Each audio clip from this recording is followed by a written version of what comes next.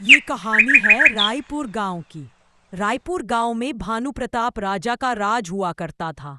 भानु प्रताप राजा की प्रजा बड़ी ही अच्छी और सीधी, लेकिन राजा बड़ा ही लालची था और बड़ा ही कठोर था। राजा गांव की कोई भी समस्या दूर नहीं करता था। एक दिन रामू सुबह सवेरे शहर की तरफ निकल जाता है। तभी रास्ते में उसे मोहन की पत्नी मीना मिलती है। मीना रामू से कहती है, अरे रामू भैया, लगता है बड़ी ही जल्दी में हो। आज इतनी जल्दी कहाँ जा रहे हो? अरे मीना भाभी, क्या बताऊं, मेरी गय ने कई दिनों से कुछ नहीं खाया और घर में खाने के लिए राशन भी नहीं है। इसलिए मैं शहर में राशन लेने जा रहा हूँ। तुझे शहर से कुछ मांगाना हो तो बता दो, मैं तुम्हारे लिए भी ले आऊंगा। अरे नहीं नहीं रामू भैया, तुम्हें तो पता ही है मोहन भी रोज शहरी काम करने के लिए जाता है। अच्छा ठीक है मीना भाभी, अब मैं चलता हूँ। इतना बोलकर रामू शहर की तरफ निकल जाता है। शहर से सामान खरीदते खरीदते रामू को शाम हो जाती है। रामू को काफी रात हो चुकी थी, इसलिए रामू ने सोचा, मौसम बड़ा ही खराब है, क्यों ना आज रात में इस गुफा में ही रुक जाता हूँ।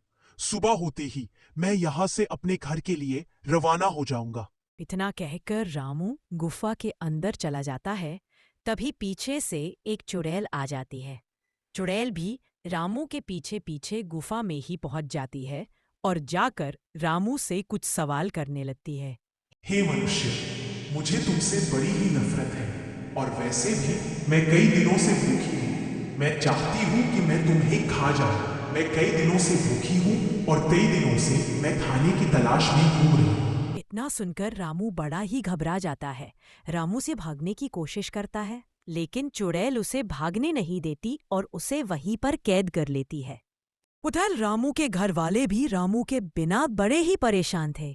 रामू 2 दिनों से वापस नहीं आया था, इसलिए रामू का बेटा अपनी माता से कहता है, मन 2 दिन हो गए, पिताजी अब तक भी नहीं आए। मुझे बड़ा ही डर लग रहा है। मोहन बेटा, तुम घबराओ नहीं।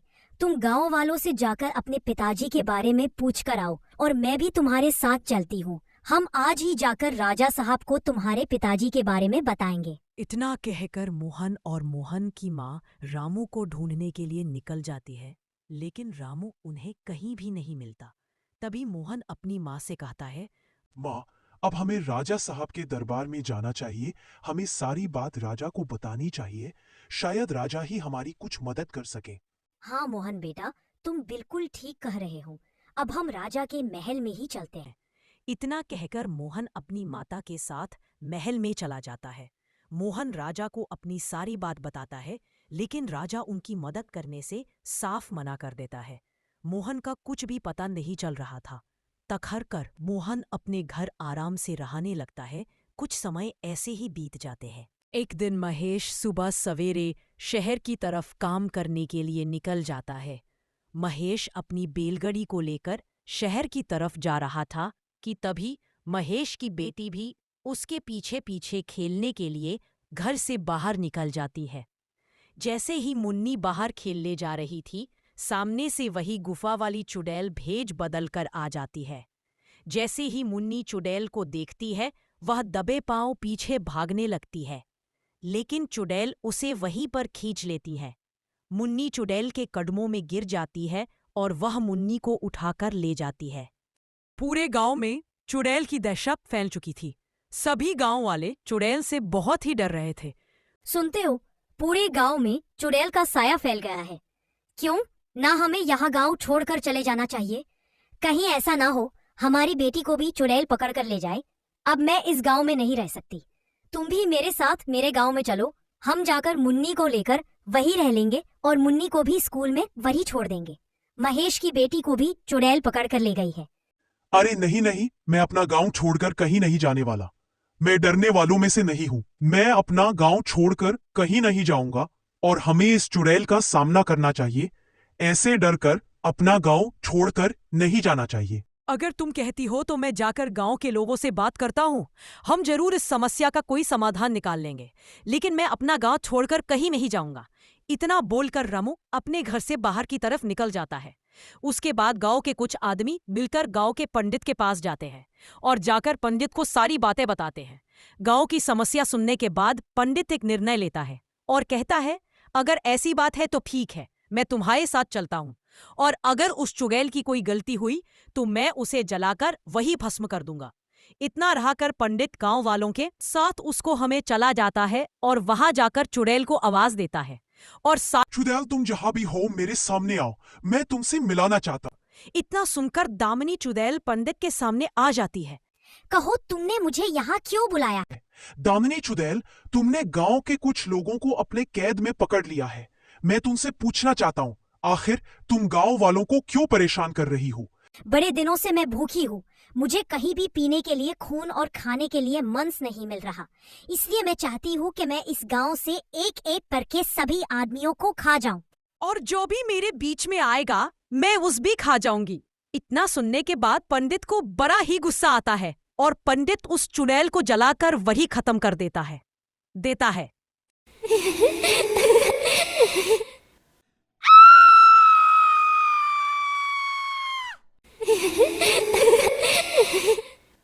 कालू को दे देती है, किंतु कालू को वह इस बात से बेखबर था कि ये अंडा नहीं एक पत्थर है, और आम लेकर वापस नदी में चली जाती है।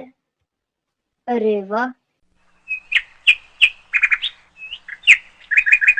तेलपुरा गांव में एक नदी थी। नदी में एक खूबसूरत जलपरी रहती थी। जलपरी का नाम मणिमाला था। एक दिन मणिमाला भूख से तड़प रही थी। अरे, बहुत भूख लगी है और इस तालाब में तो कोई मछली भी नहीं बची और मुझे बड़ी भूख लग रही है। मैं बाहर जाऊं तो कैसे जाऊं? लुटेरे मुझे पकड़ लेंगे। किंतु मुझे अपनी भूख के लिए कुछ करना ही होगा। इतना कहते ही नदी में एक अंडा गिरता है। अरे वाह! ये तो एक अंडा है। पता नहीं ये पानी के ऊपर से आया है। क्यों ना इसी को खाकर अपना पेट भर लिया जाए। वाह! इतना बोलकर मणिमाला जलपरी उस अंडे को खा लेती है। अरे वाह! ये तो बड़ा ही स्वादिष्ट था। मुझे ऐसे और भी अंडे चाहिए। ये तो सबसे स्वादिष्ट चीज है। मुझे निकलकर देखना होगा ये आया कहाँ से है, क्योंकि मुझे ऐसे ही और अंडे खाने हैं। मणिमाला जलपरी ये बोलते ही पानी से बाहर निकलती है और एक कालू कौवे को नदी के किनारे बैठा हुआ देखती है। अरे वाह जलपरी, तुम बिल्कुल सही टाइम पे आई हो। मेरा एक अंडा नदी के अंदर गिर गया है। क्या तुमने देखा है? हाँ हाँ, मैंने देखा है। क्या वो अंडा तुम्हारा था? हाँ, वो अंडा मेरा ही था। अभी मेरे हाथ से गिर गया है वो। किंतु जलपरी सोचती है, इस कालू कौवे का तो यहाँ घोंसला भी नहीं है, तो वो इस घोंसले के अंडे तो नहीं होंगे। तुम्हारा तो यहाँ पर घोंसला भी नहीं है, तो ये किसका अंडा था? सच सच बताओ कालू। अच्छा, एक बात बताओ कालू, तुम्हें इस धरती पर सबसे स्वादिष्ट क्या चीज लगती है? कालू मन ही मन में सोचता है, मुझे तो इस धरती पे सबसे अच्छे रानों के अंडे ही लगते हैं। किंतु यह बात मैं मणिमाला जलपरी को नहीं बताऊंगा, वरना वो मेरा अंडा वापस नहीं करेगी। अरे कुछ भी नहीं मणिमाला, सब कुछ अच्छा है यहाँ। किंतु मणिमाला जलपरी कालू कौवे की मन की बात सुन लेती है और उसे पता चल जाता है कि ये अंडा रानो चिड़िया का है।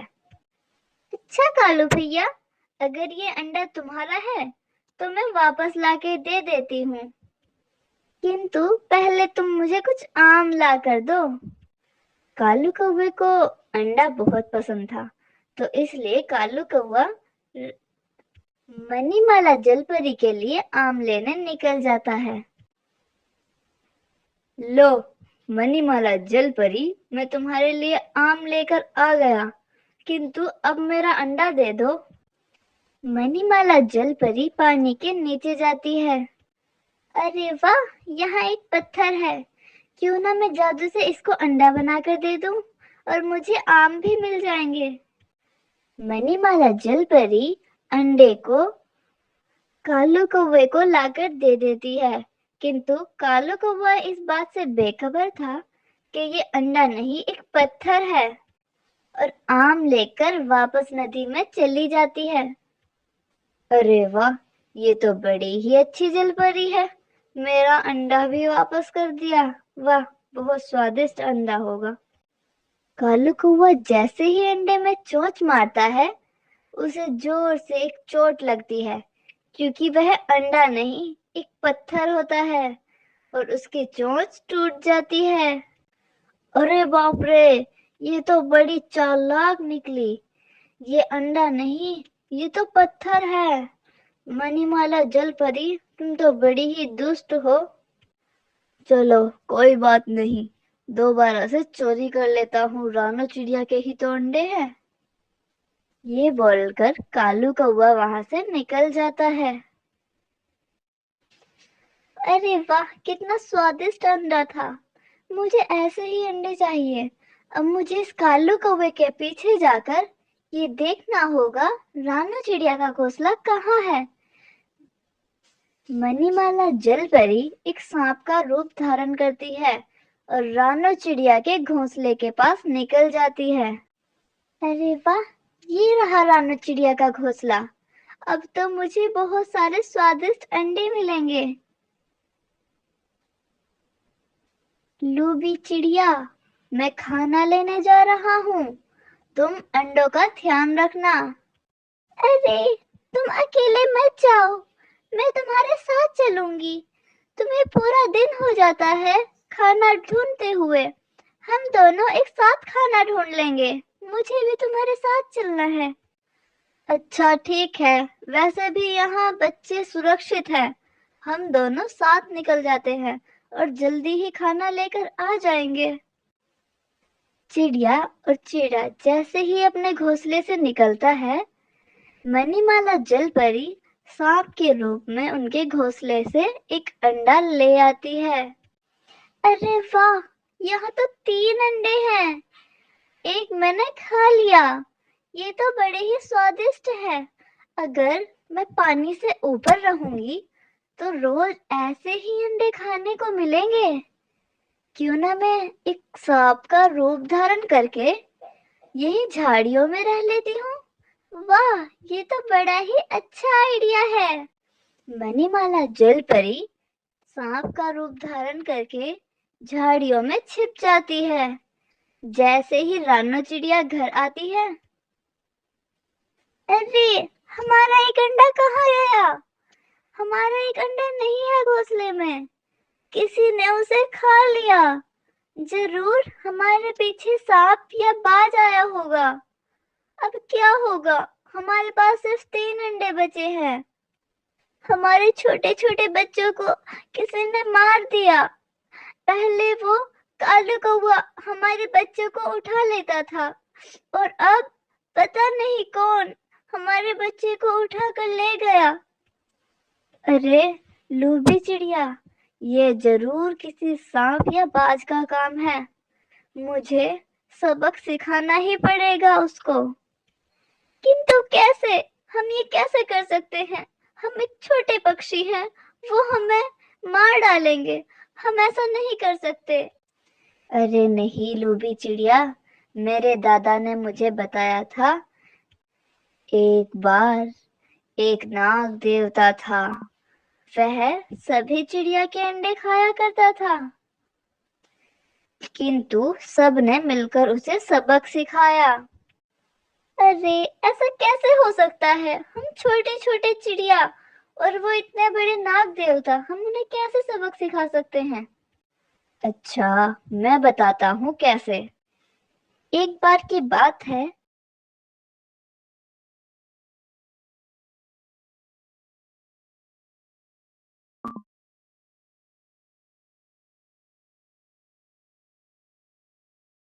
आती है तो देखती है उसके घोंसले के नीचे जो पेड़ है उसमें एक सांप है।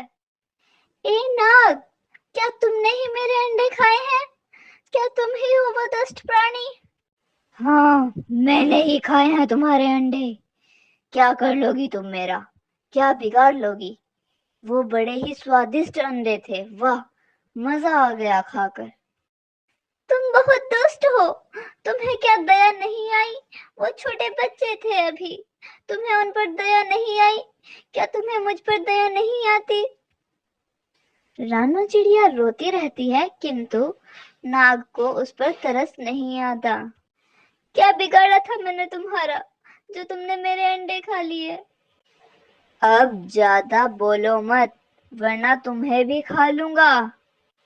टुन्नी चिड़िया रोते हुए वहां से चली जाती है। कुछ दिन बाद टुन्नी चिड़िया परेशान होकर कहीं और घोंसला बनाने का सोचती है। वह उस पेड़ को छोड़कर कहीं और घोंसला बनाती है। ऐसे ही दिन ब दिन सांप सभी पक्षियों के अंडे खाने लगा। सभी परेशान थे और एक दूसरे को सब बताते कि कैसे सांप एक उनके अंडे खा रहा है। अरे वाह, ये जंगल तो बड़ा ही स्वादिष्ट निकला। जितने भी अंडे खाता हूँ सभी स्वादिष्ट मिलते हैं। वाह, आज से मैं सब पक्षियों के अंडे खाना शुरू कर रहा हूँ। अभी तक जो बचे थे अब वो भी नहीं बचेंगे। अब तो मैं कौवे के अंडे भी खाया करूंगा। वाह, क्या स्वाद है। बाग के सभी पक्षी सांप से बड़े ही परेशान हो जाते हैं और कुछ तरकीब लगाते हैं। हम छोटे छोटे पक्षी कैसे परेशान करें उस सांप को? कालू कौवा बताता है, क्यों ना हम सांप का मुंह चिपका देते हैं। एक फेविकोल लगाकर अगर हम सांप का मुंह बंद कर दें तो वह कुछ भी नहीं खा पाएगा। हमारे अंडे तो बहुत दूर की बात है। अरे भैया, लेकिन ऐसा हम कैसे करेंगे? वो सांप है। मेरे पास एक आइडिया है।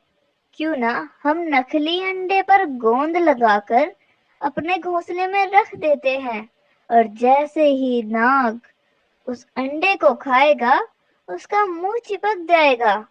फिर वह हमारे अंडे तो क्या, कुछ भी नहीं खा पाएगा। कौवे की तरकीब अनुसार सब ऐसा ही करते हैं और अपने सक्षम किए हुए आइडिया को संपूर्ण करने के लिए सब एकजुट हो जाते हैं। एक अंडे में गोंद लगाकर घोंसले में रख देते हैं। जैसे ही सांप आता है, अरे वाह, आज तो अंडा कुछ ज्यादा ही चमकदार है। ये तो और भी स्वादिष्ट होगा। वाह, इसे खाने में तो और मजा आएगा। इसको जल्दी से खा